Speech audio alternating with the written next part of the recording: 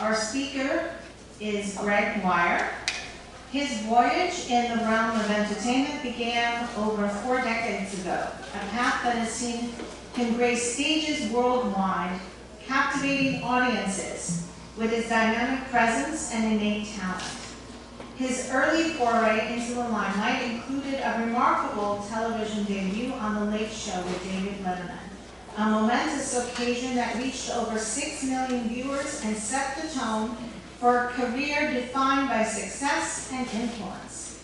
In 2016, Greg channeled his extensive experience and visionary leadership into establishing Diamond Mind Potential, a beacon in the entertainment world. This venture was not just a business, but a culmination of Greg's lifelong passion for the arts and his commitment to excellence. Diamond Mind Potential stands as a testament to his belief in the transformative power of entertainment, offering an array of services from top-tier business speakers to seasoned entertainers and renowned authors. Please join me in welcoming Greg Dwyer.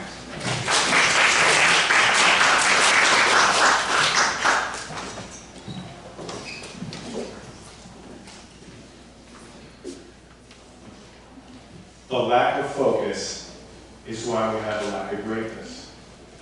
Jerry Seinfeld. Jerry Seinfeld, he's a funny guy. Apparently, distraction is not funny. I've been doing some research about people who work at libraries. I never realized this. I never realized how often you get distracted. You know, I do a lot of speaking for sales organizations. I didn't realize that working with the public, people are coming up to you all the time and constantly getting distracted. So today, we're going to look at 4 ways of thinking so that focus becomes a habit so that you don't have to think about it. Would that be okay?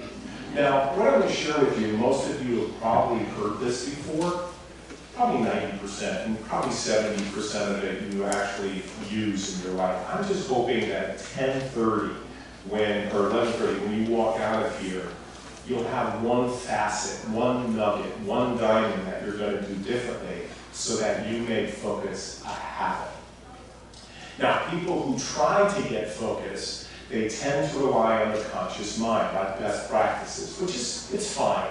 But what I learned as a magician back in the 70s, and this is the first point, by the way, is that the conscious mind is easily distracted. Now, maybe you've seen this before, but play along. Hold out your arm just like this, to the right or the left, it doesn't matter. And what you're going to do is you're going to make a circle with your thumb and your forefinger, okay, just like this. Now, don't hurt yourself, but as fast as you can, ready? 1, 2, 3, put it on your chin. And look at your neighbor and say, this is your chin. Now, some of you got it right. Some of you got it right. And some of you didn't, which is fine. That's fine. Some of you may have seen it before. But this is to make the point. The conscious mind is easily distracted because you did what you saw, not what I told you to do. Have you ever experienced that at the library where you're telling somebody what to do, the answer's right in front of them, and they don't see it? Okay. Here's another one. Now this, I guarantee you haven't seen this before. This is how David Copperfield opens his show in Vegas at the MGM. You take your left arm and your right, and you put everything away, by the way. You don't want to be distracted. Take your left arm and put it over the right, just like this. You're going to cross it, right? Now, I can't see everybody in the room, but if you're doing it right, you're going to bring your hands down like this, okay? And then you're going to hold it tight, just like this, like a fist. Now, if you're doing it right, the thumbs are at the bottom, the pinkies are at top, okay? Now, Simon says, just do what I do. Ready? Look up here. Focus. And just do this. Now do this. How did I do it? Misdirection. That's how I did it. I wish you were with me. The year was 1972. It was my birthday. I just turned 10 years old. I'm at my grandparents in Danbury, Connecticut, which is not that far from here. And the snow is coming down, the fireplace is roaring, and there's 34 people in my grandparents' house, all Italians except my uncle and my father, Irish. And all of a sudden, Everyone's talking at the same time, everyone's drinking, and my Uncle Victor is standing next to me. Now, Uncle Vic, he was in the theater, he was in the ballet, he was in show business. This is a guy that I, first of all, really missed, but he never had a kiss of the learning stone, if you know what I mean. He knew how to tell the story, and he was charming. He said, Greg, look at this. I still remember this so many years ago. He takes a quarter like this, he holds it up in front of my eyes, and he goes like this, and he goes, watch. And it was gone. Now, picture this. I'm 10 years old. I've never seen anything. I've never been to a magic show, never heard about this. I went, Uncle Vic, how did you do that? He said, Greg, I can't tell you, it's a secret. I know, but I can keep a secret. He said, yeah, Greg, so can I. Now, it was my birthday, I just turned 10, and I begged him. I said, come on, Uncle Vic, I need to know, how in the world did you take that quarter and make it disappear? Finally, he told me. He told me the secret, and the secret was that that was the night that he introduced me to misdirection. Now, misdirection only has 2 tricks up her sleeves.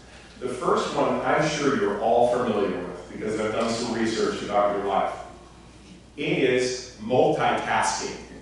Multitasking is something we get rewarded for in our lives, in our personal life, in our business life, but I will tell you, it is not good for us.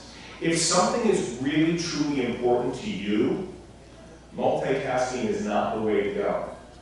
Every single year in America, over 2 million people get hurt behind the wheel because they're driving to work or they're driving somewhere and they're paying attention to their cell phone or their text, and they get hurt behind the wheel. Over 2 million. Actually, it's between 2 and 3 million people go to the hospital because they pick up the cell phone at the wrong time. On average, we pick up our cell phones, we tap it, we swipe it, we click it 2,617 times a day. Okay? When people get to work, their office, or wherever they're working, the library, or anywhere, on average, they waste 12 and a half hours per week doing things that are not related to their life or their business. It's crazy. And someone actually figured this out. $650 billion is wasted every single year in America because people are not engaged. I don't think it should be that. And sadly, 40,000 people die behind the wheel because the cell phone goes off at the wrong time, and it is the last time.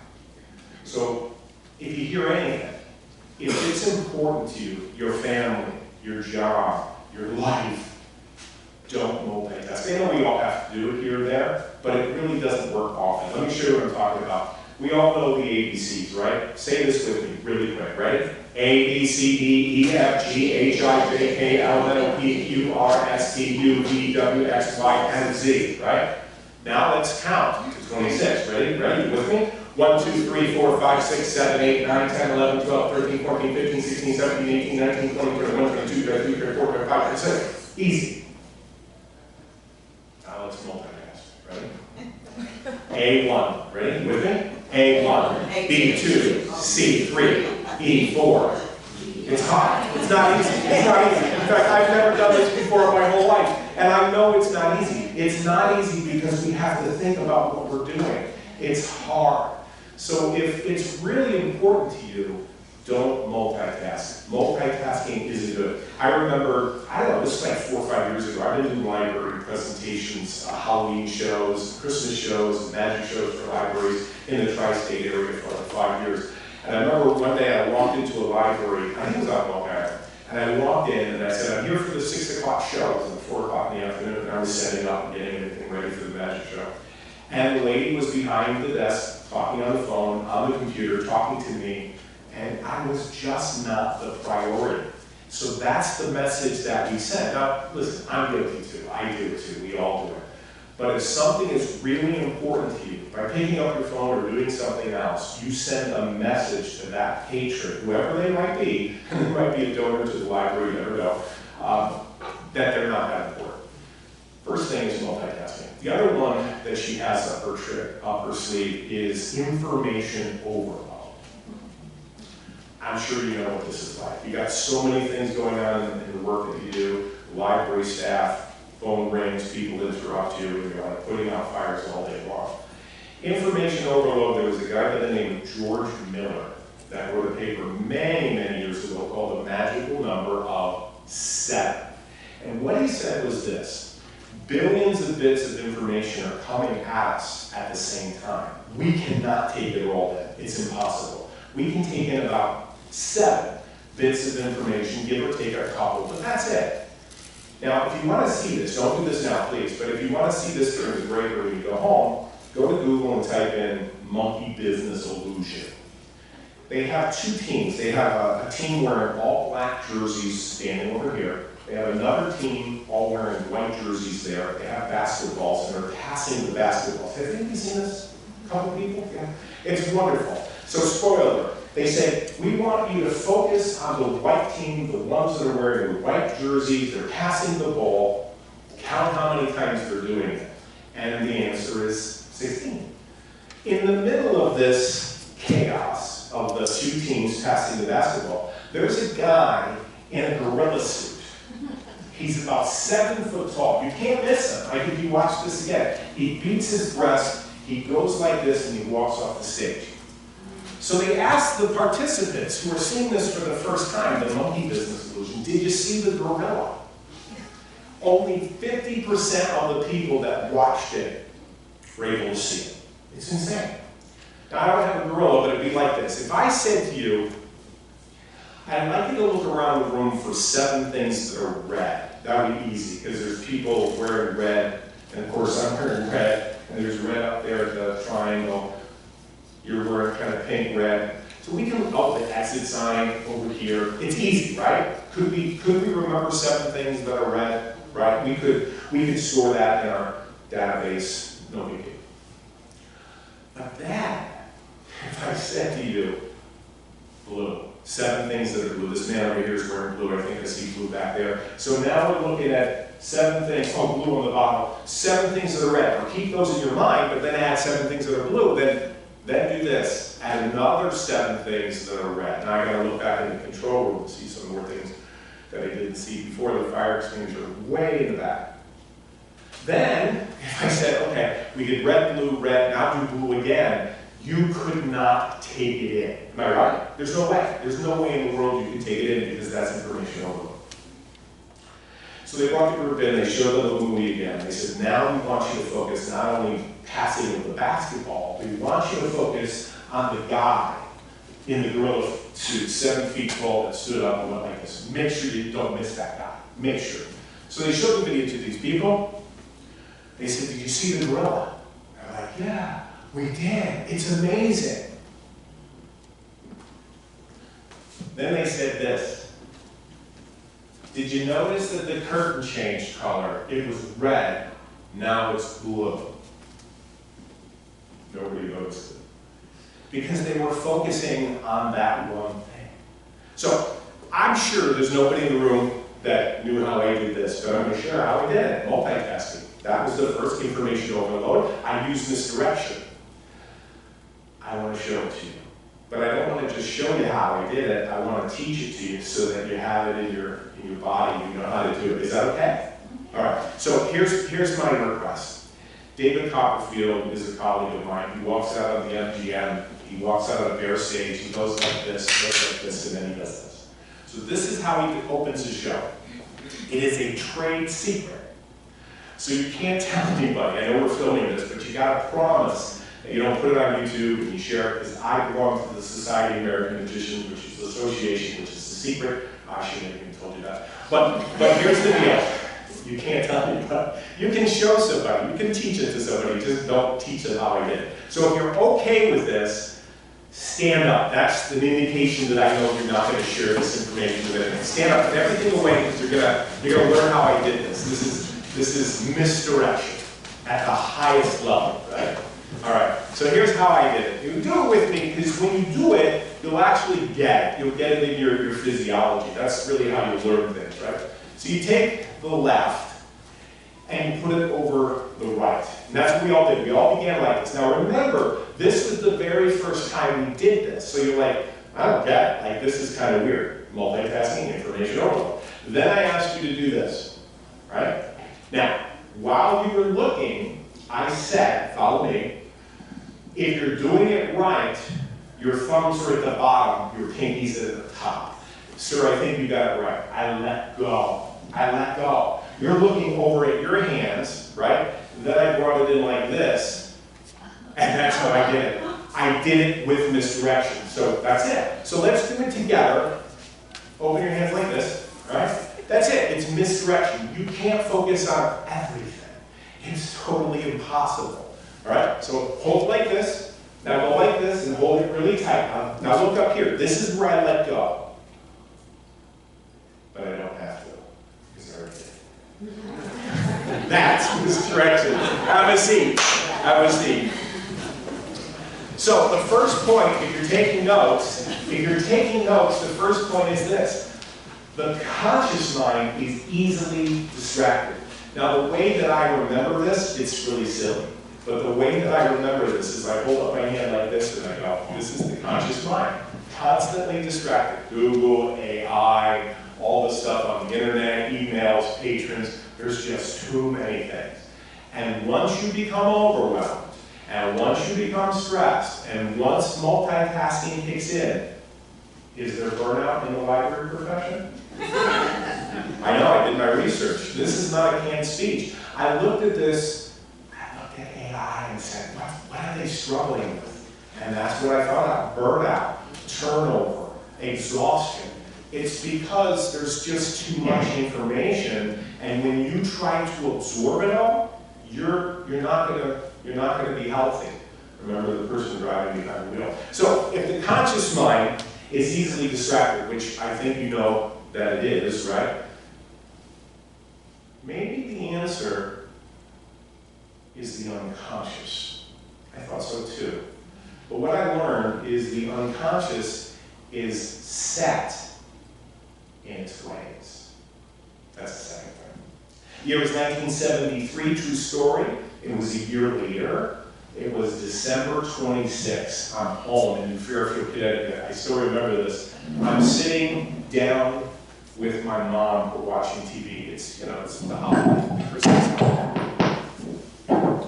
And all of a sudden, my mom turns on what she calls the idiot box, right? The television. She called it the idiot box. And we're watching television, and I'm turning the channels, the programs, right? And all of a sudden, this movie trailer comes on, and my mom, you gotta know my mom, Italian, brown hair, brown eyes, very religious. She sent money to the Pope, she sent money to Billy Graham, she was metaphysical, now I'm 11 years old. It's Boxing Day, and I'm watching TV with her, and I'm thinking, this is crazy what she's saying. She rolls her eyes and she goes, I can't wait. I go, Mom, it's just a movie. Anybody know what the movie was? December 26, 1973. Oh, It's a Wonderful Life? No, it's darker than that. I love that movie. I love that movie, by the way. The Wonderful Life. Oh, I love that movie. Some people say Jaws. Did you guess Jaws? Godzilla? What is it? Godzilla? No, it's darker than that. Oh my God.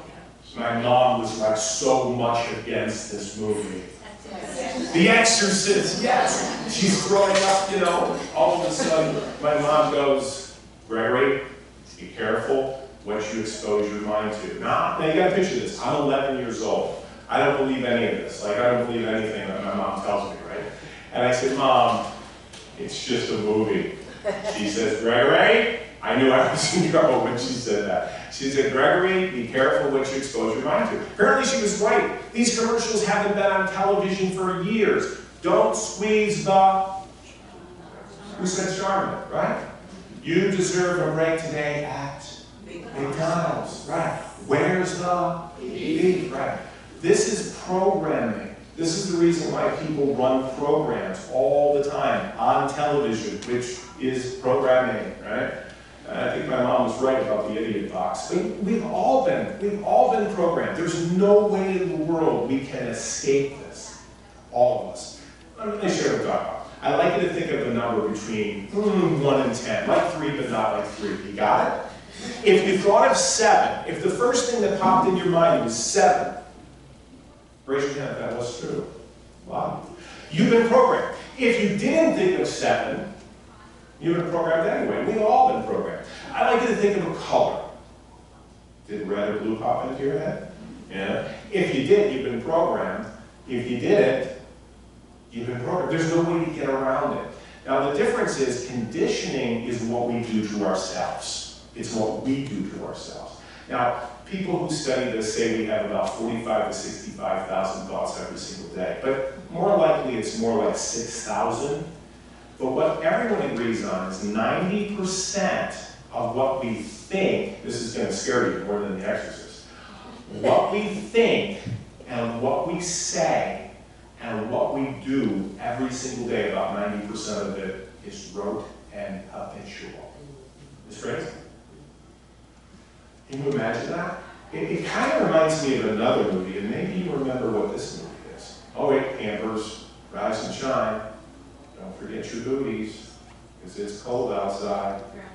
Yeah, some of you are repeating lines with me. Rise and shine, campers, don't forget your booties, because it's cold outside. It's Groundhog Day. Now, I love that movie. I watch it every February 2nd, but I don't want to live in it, every single day thinking the same thoughts, doing the same thing, saying the same thing, and acting out the same way. But people who study this say that that is what our life is like. This is conditioning. We're running patterns over and over and over again. Now, here's the interesting thing about this. If the unconscious mind is easily distracted, right, which it is, and hopefully I demonstrate that to you, for you. The unconscious mind is unconscious. We're not aware of it. If you remember the movie, Bill Murray, he's starting off doing things. He's not aware that he's doing these things. He's completely, like if I'm looking up here, it's hard for me to see what's here. Like I might look down, but it kind of is unconscious. It's, I'm not aware of it. So I need a volunteer. I will not embarrass you, I promise. We're going to have some fun. I want you to come up and pick a deck of cards. So it's really simple. But who's got a birthday in the month of June? Anybody? Oh, come on. Don't lie to me. Do you have a birthday in June? What about July? Ah. Would you come up, sir? Excellent. I'm going to embarrass myself. What's that? I'm here. What is your first name? Timor. Nice to meet you. Have we met before? Yes, we did. Here. Yes, I thought so. Give him a round of applause. So when's your birthday? July 15th. July 15th. Okay. So I have 2 decks of cards. I have blue and red. Okay. All been programmed conditioning, right? So which one would you like? All right, that's for you. Now just do as I do. Open up the deck and have them face like this, face down. And all you're going to do is you're going to just make a cut. 1 cut, just like that. Okay? All right. Now I asked you when your birthday was. It was 15. Do you want to stay with 15 or do you want to pick any other number between 1 and 52? 15. So this is kind of memorable. He's 15. First of all, we didn't work this out, have we? No. And we don't know each other. Okay. And you sound happy about that. You're not a stooge. We didn't work this out. Okay. All right. Let's cut it again one more time. All right. That's good. No, you're doing really well. So here's what we'll do. Face the audience. Count out 15 cards. Go slow because we don't want to have you double deal. Go like this. 1, 2, 3, 4, 5, 6, 7, 8, 9, 10, 11, 12, 13, 14, and the 15th is the top card. Put it on the top. Now, even if I memorize the deck, which I know some of my colleagues, that's what they do. They memorize the whole deck. I'm not that smart. So I'm not doing that. But if I can tell you what that card was, go ahead, look at that card. I'll turn away. All right, put it back down. All right, now, you had a free choice. You could have chose the red deck or the blue deck. Free will. Free will is an illusion. And he said his birthday was on the 15th. And you counted down 15 cards, and I counted down 15 cards. Right? All right, and I'm thinking your card is either a picture card, it's either a number card, it's either spades, hearts, diamonds, or clubs. So I have a good idea within the parameters, right? Would you be amazed if I could guess your card? I would. You would? Why? Because I don't think you should know the card. Oh, okay.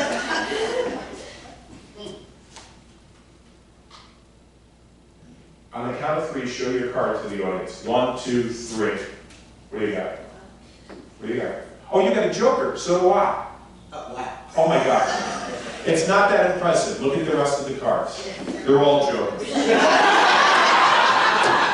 now I know what you're thinking. I can't believe we hired this joker. But you'd think you had a free choice. You have every single, and this is how life is. It's like Groundhog Day. We think, okay, have you ever met somebody that gets married and they get divorced and they say, oh, he was such a jerk, or she was such a jerk, they were so abusive, or they were an alcoholic, or this happened to me, and then they repeat it again? Or something happens and then they repeat it again and they're like, I can't believe they don't see it. And I think we can all relate to this. Give him a round of applause.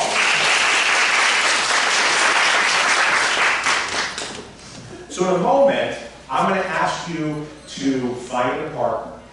And the first assignment is you're going to explain how you get multitasked, how you get misdirected, which is the first point. First point is, this is how I get misdirected, I go to work and then something happens. Then we're going to go to the second part. So do that now, you've got about a minute per person. So pick somebody close to you. You can stand up. Let's have you stand up for a second. Stand up for just a second. And you got about a minute each. I'm going to reward somebody with a gift if you have a great idea. So there is a reward system. So how you get distracted in real life. You go to work and this happens or something happens. Everybody pick a partner. If you don't have a partner, raise your hand. Over here, you can pick a partner with your hand.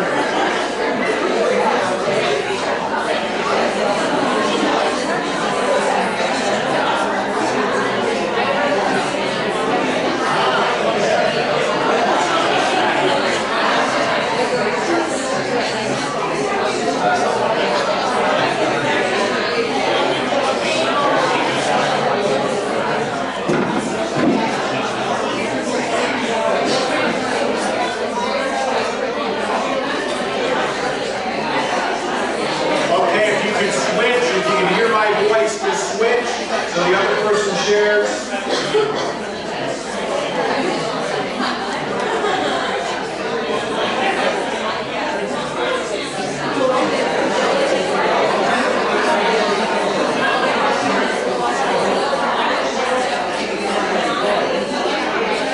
Okay, if you can hear my voice, please have a seat. Please have a seat.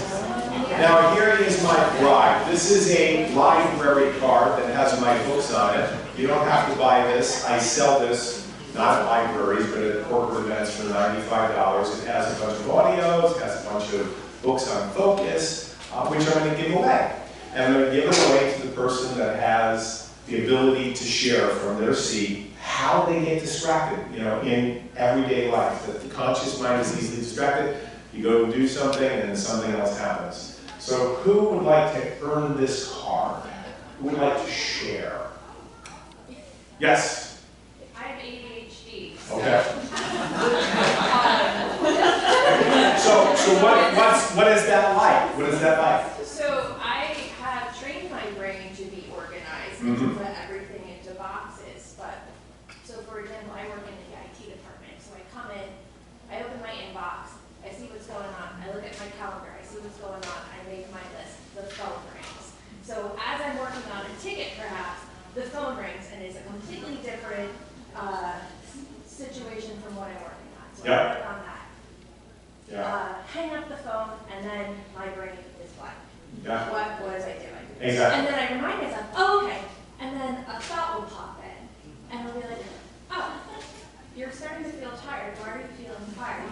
Oh, I didn't eat anything. Right. Oh, it's 11 o'clock. It's not quite lunchtime yet, and you haven't really quite done enough work yet. Can I tell you a secret? That's the rest of us.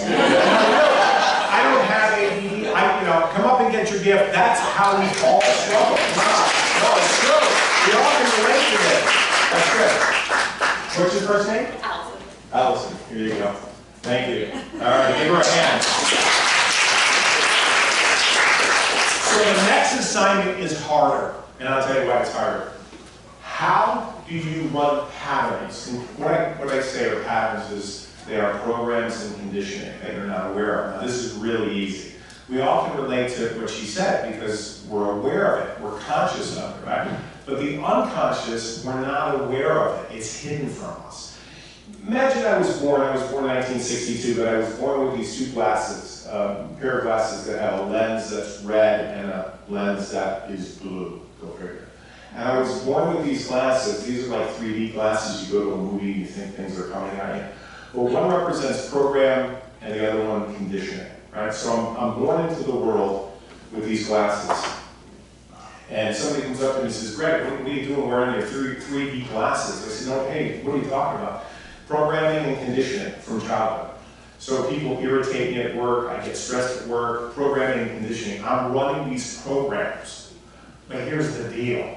I'm not aware that I'm doing it. If somebody comes up to me and says this, I get defensive because I don't know that I'm wearing these. You know, I think this is my reality. And it's the programs and the conditioning that's running me on an unconscious level.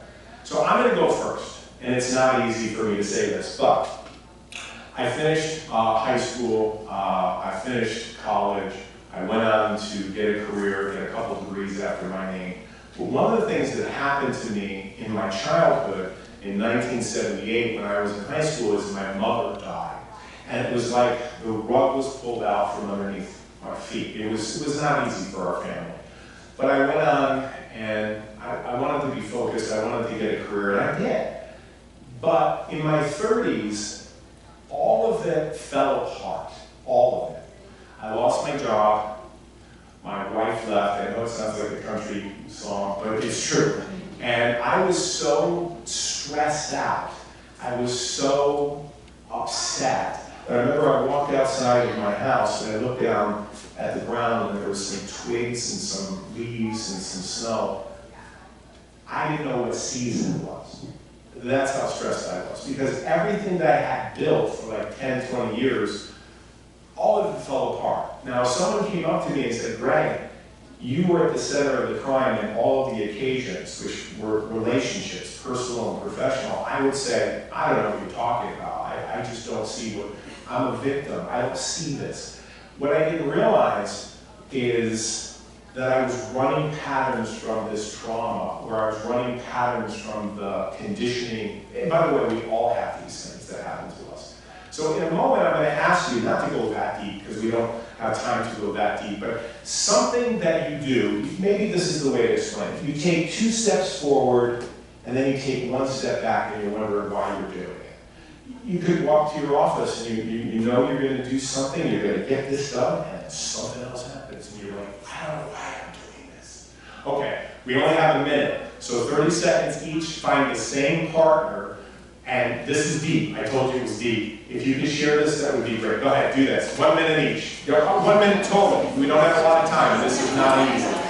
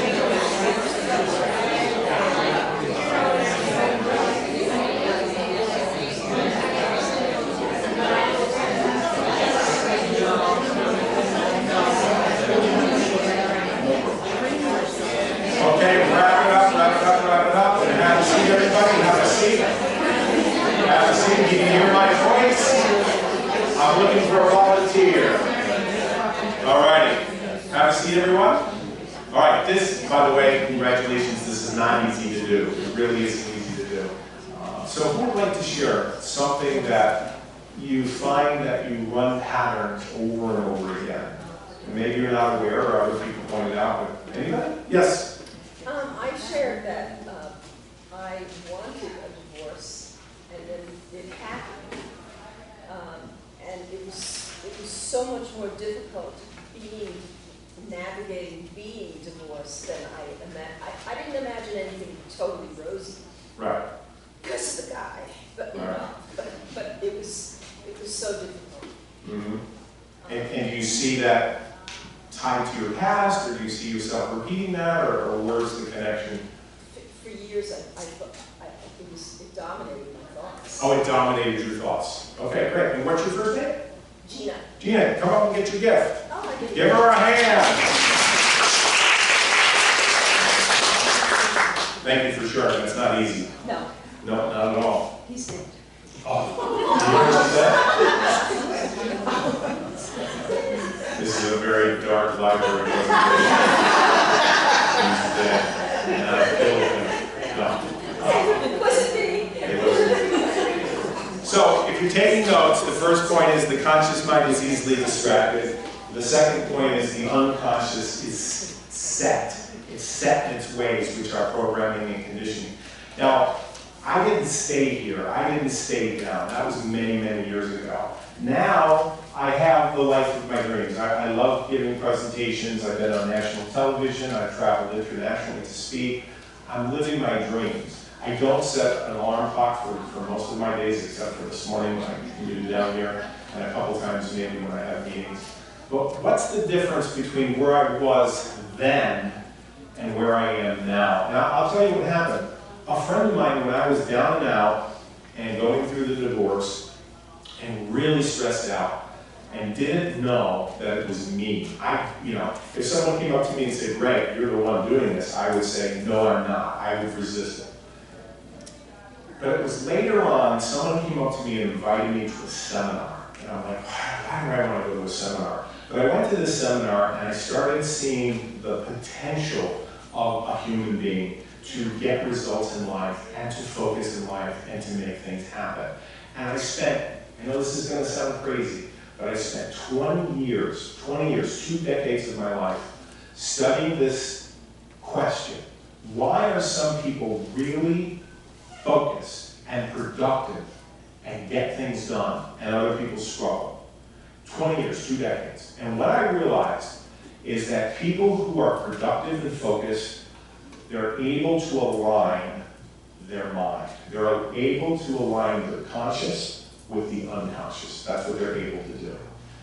Everyone I read, everyone I studied with, shared with me. I came to that conclusion after 20 years. I was in Vegas, I think I can't remember the year, but I was in Vegas giving a presentation for a business group, and after the presentation, I found out a friend of mine was giving a lecture. His name is Kenton Nepper, who is an insider in the entertainment industry in Vegas, and has trained a lot of people. And I wanted to get to know this man. I wanted to work with him. And so I eventually got the courage to pay him a lot of money, and I literally moved into his house for 2 days. 2.5 days, his wife left, and we worked around the clock on this presentation, but most of all my life. And I remember like yesterday, we're sitting in the kitchen. This is a true story. Some of you are not going to believe this, but this is absolutely true. We're sitting in his kitchen, and we're talking about this concept, as above, so below. And I says, Kenton, I want to draw a diamond, but I want to have 2 parts, like 2 triangles, and I want to express this idea. And he's like, I don't know, maybe we get a mirror, we talk about a mirror, maybe we talk about meditation, maybe we talk about, we're brainstorming this thing in this kitchen. We work till like midnight every night. And I said, I want to get across this idea of this, and we were coming up empty. And finally, he goes upstairs. He says, let's take a break for like 10, 15 minutes. This is absolutely true. I am not making this up. So I'm sitting in the kitchen. I'm thinking, what am I going to do for the next 10 minutes, 15 minutes? So I walk into his library. By the way, if you ever come to my house, it's wall-to-wall books. I love books. And this guy, Kenton Nepper, had a whole wall of books. Completely. I walk into his library, and I grab one book. Now, there's 1,000. I grab one book and I crack it open without flipping through the pages. And I come across this diagram, which is a triangle here and a triangle here and a circle around it. This isn't the original book. I went to London one day and I said, I have to have this book. I got goosebumps, and I just went, there's no way. So he comes downstairs and says, Kenton, what is this? He doesn't say a word. He just looks at me. He's got a twinkle in his eye. He goes, it's almost like he was saying, that's the magic of focus. So here's what I learned. Number one, for most people, is the conscious mind is easily distracted. The unconscious is set in programs. But people who are successful and make things happen in their personal life and their private life, they're able to figure out a way to align their mind. And the way to do it is with imagination. That's the key. Now I'm going to have to cut this lecture a little short because I want to leave us on time. But I'm looking for somebody in the audience that wants to truly make something happen in their life 2026 and 12 months from now. So normally I go through a process of vetting people, but I don't want to cut into my time. I want to end on time. So is there anyone here that has a burning desire that wants to learn how to do this? Okay? You helped me before. You haven't helped me. The now. What's that? Now is clear. How is your imagination? Great. All right, come on up. Come on up. Give him a hand.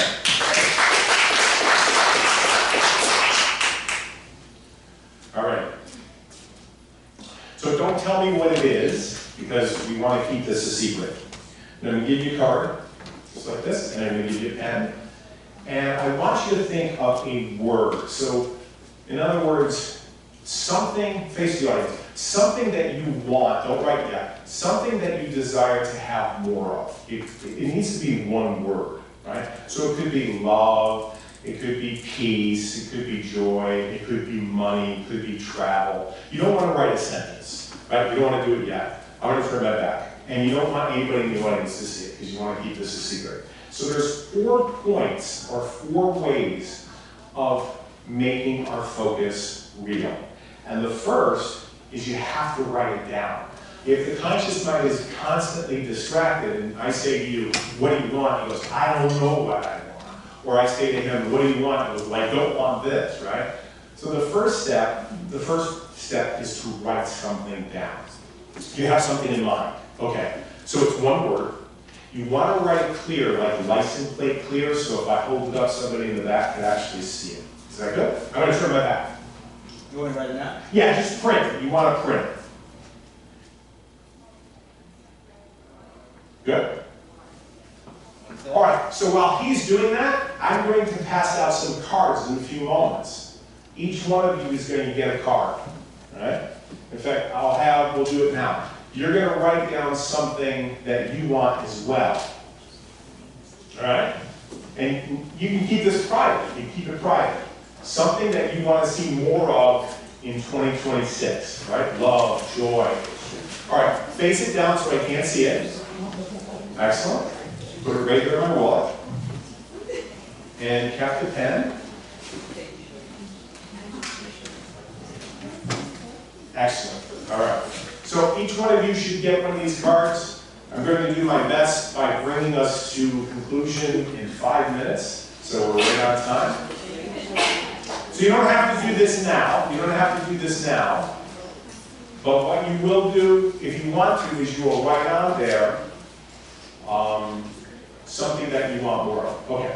So the first step is to know what you want, right? That's the first step. The second step is to see it. To see it. You know, they asked one of the performers that was on Johnny Carson, how did you get on the Tonight Show? And he said he saw it before it happened. So I want you to close your eyes, and I want you to use your imagination and imagine that what you wrote down, you have. What you wrote down, you actually have. Now, is it far away? Is it close to you? What is it? Far away or close to you? And is it black and white or is it color? Okay, can you make it color and can you bring it close to you? An image. So imagination is more important than knowledge. So what we're doing here is he's writing something down, which is the first point. The second point is he's visualizing it, he's seeing it, right? You have it? Yeah. Okay, good. Open your eyes.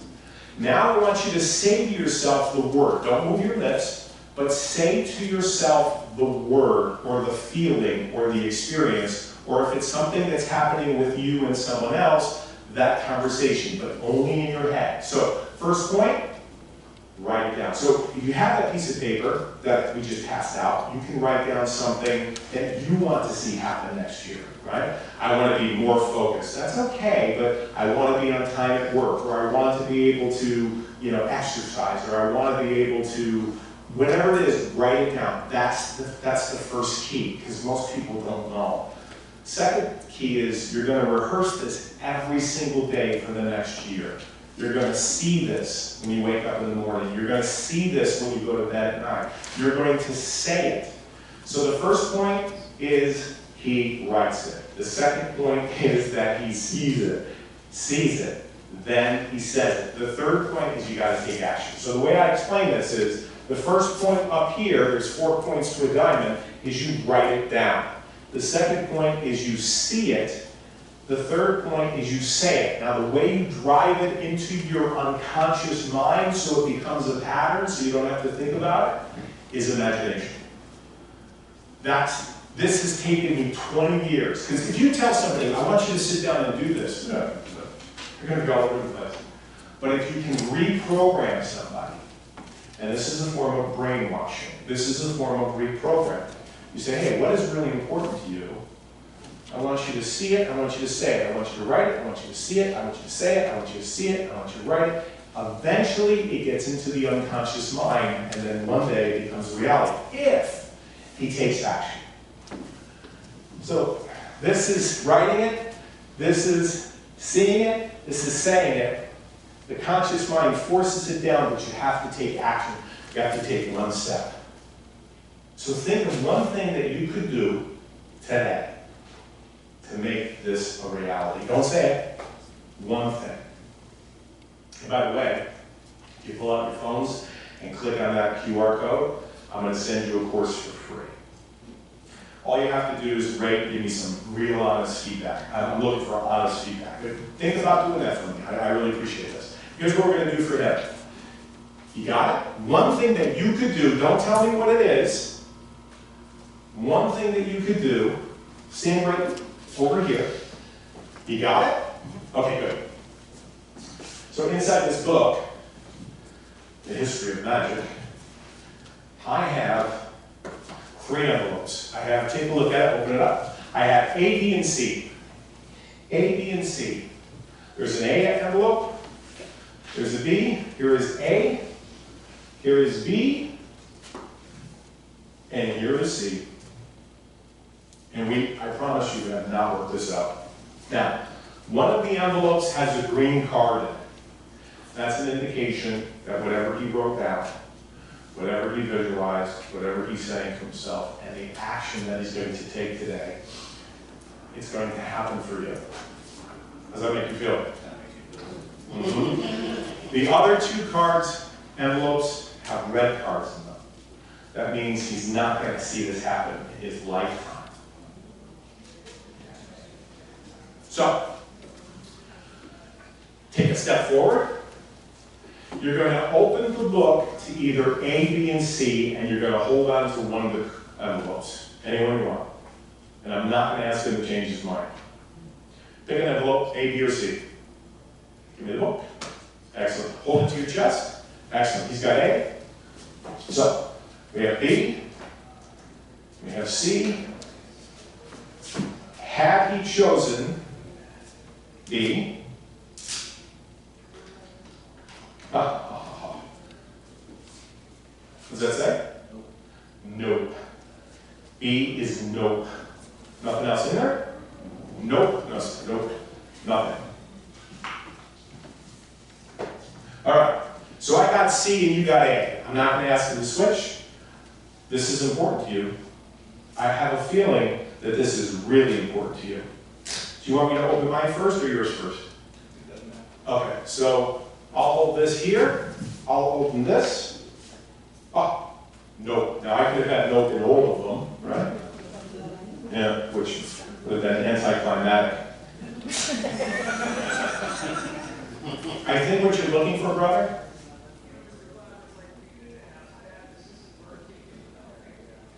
is forgiveness. Is that what you wrote? That's what you got. This is for you. Thank you. Don't go anywhere. Don't go anywhere. This is for you to give to someone. I don't know who you're going to give it to, but maybe you'll give it to the person that, who knows. Here you go. All right. All right. I want to end on time. Do you have time for questions, students? Okay. Fine. I've asked permission to ask if you have any questions, but anybody? Yes. What was the author of the book? His name is Levi. Lips Levi, and I can show it to you afterwards. Yeah. I thank you for coming out today. I really do. I will tell you this. Everything I shared with you is absolutely true. None of it is made up. I would not be here today if it were not for, if it were not for my mother and my uncle and the story of Uncle Victor. But I will tell you this. They all began in 1972. 1972. My Uncle Victor, he held a coin like this. He said, Greg, come here, I want to show you something. I said, what? He goes, look. And it's gone. That was just a trick. But hopefully, I shared with you some real magic. Thank you so much. Thank you. I appreciate it. Okay. If you have those cards, if you can give me a review, I'd certainly appreciate it. Thank you so much. So if